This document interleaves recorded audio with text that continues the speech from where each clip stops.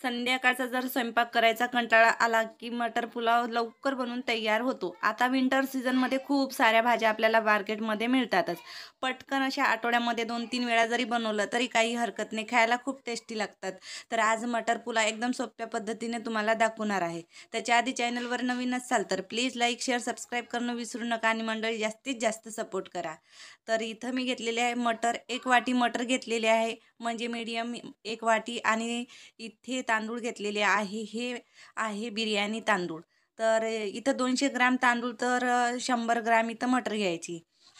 आता कुकरमध्ये बनवायचं आहे तर मी अर्धी वाटी इथं तूप घालत आहे. तुपाच्या ऐवजी तुम्ही इथे आपला नेहमीचं ऑइलसुद्धा घालू शकता. काही खडे मसाले घालायचे. याच्यामध्ये जास्त मसाले नाही घालायचे आपल्याला. थोडेसे शहाजिरा घातलेली आहे, कलमी घेतलेली आहे, 2-3 काळी मिरीच घातलेली आहे इथे.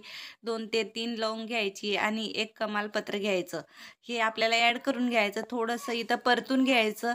परतल्यानंतरच आपण इथं मीडियम साईजचे 2 कांदे मी मोठ्या-मोठ्या याच्यामध्ये काप केलेले आहे. पाहू शकता तुम्ही. बारीक केलं तरी चालेल किंवा तुम्हाला असे जरी काप करायचे असेल तर करू शकता. तर फक्त लाल होईपर्यंत आपल्याला इथं मीडियम गॅसवर फिरून घ्यायचं. मस्त खमंग असं आपली फोडणी इथं तयार होणार आहे. तर बघू शकता तुम्ही मस्त इथं आपले मसाले इथे रोस्ट होत आहे. याच्या आधी आपल्याला जे काही मसाले घालायचे असेल तुम्ही तुमच्या आवडीनुसार घालू शकता.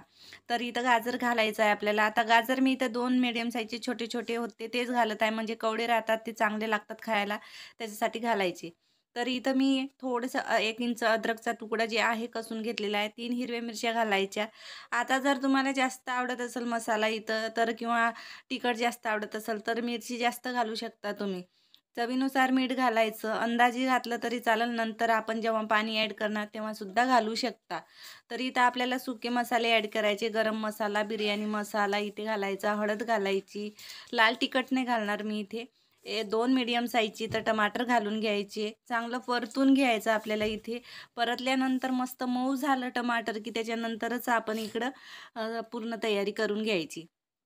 तर आता 2 ते 3 मिनिटं झालेले आहे. चांगलं परतून झालेलं आहे आणि मसालासुद्धा चांगला कुक झालेला आहे. तर बघू शकता तुम्ही मी तुम्हाला इथं झूम करून दाखवत आहे. तर आता या स्टेजवर आपल्याला काय करायचं आहे मटर ॲड करून घ्यायची. मटर आता तुम्ही इथे जास्तही घालू शकता काही हरकत नाही कारण की बाजारामध्ये खूप सारे मटार आपल्याला इथं मिळतात. तर मी इथे 1च वाटी घालत आहे. म्हणजे 200 ग्राम तांदूळासाठी 1 वाटीचे मटर आपल्याला इथे पुरेसे आहे. चांगलं परतून झाले, मसाले कुक झाले, की नंतर आपल्याला इथं फेटलेलं दही घालायचं.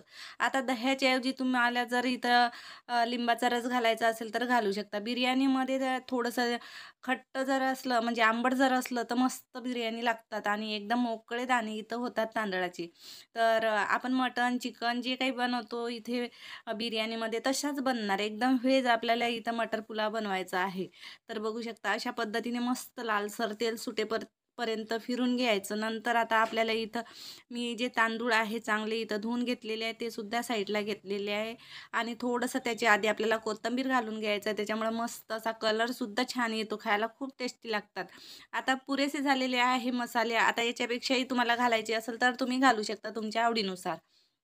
स्वच्छ तांदूळ धुवून घ्यायचे.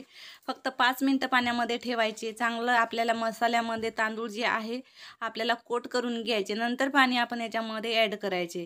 आता 1 वाटी मी इथे जे फेटलेलं दही आहे ते सुद्धा इथं घातलेलं आहे.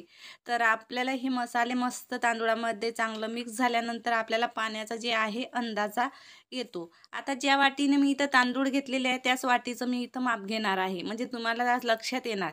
तर याच वाटीने मी काय केलं होतं तांदूळ घेतलेलं होतं.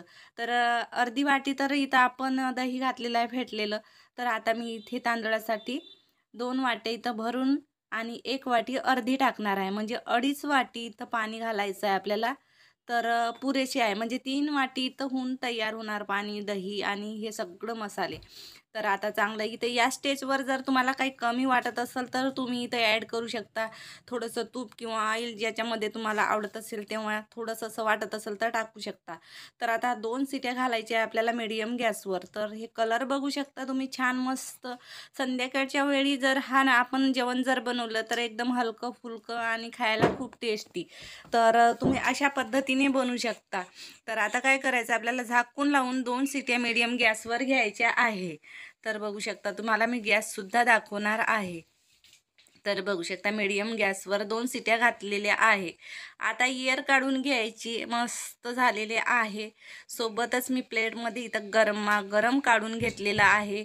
आता सलाद तुम्ही तुमच्या आवडीनुसार इथं घेऊ शकता. तर मी मस्त इथं कांदा घेतलेला आहे चांगला, जसा हॉटेलमध्ये आपल्याला मिळतात ना सलाद, बस तशा पद्धतीने इथं मी काहीतरी हलकं फुलकं इथं सलाद घेतलेला आहे. टमाटर आणि इथं कांदा, थोडंसं कोथिंबीर घालून घ्यायचं आणि बघू शकता मस्त असा खिला खिला आपले इथे मटर पुलाव बनवून तयार झालेला आहे. एकदम गरमागरम संध्याकाळच्या वेळीस हा जरा जेवण बनवून तयार केलं ना, मस्त पोटभर खाल्ल्या जातो आणि पोटही भरतो आणि एकदम हलकं फुलकं रात्रीच्या वेळेस जेवण तयार होतो. तर एकदम झटपट बनणारी ही रेसिपी आहे.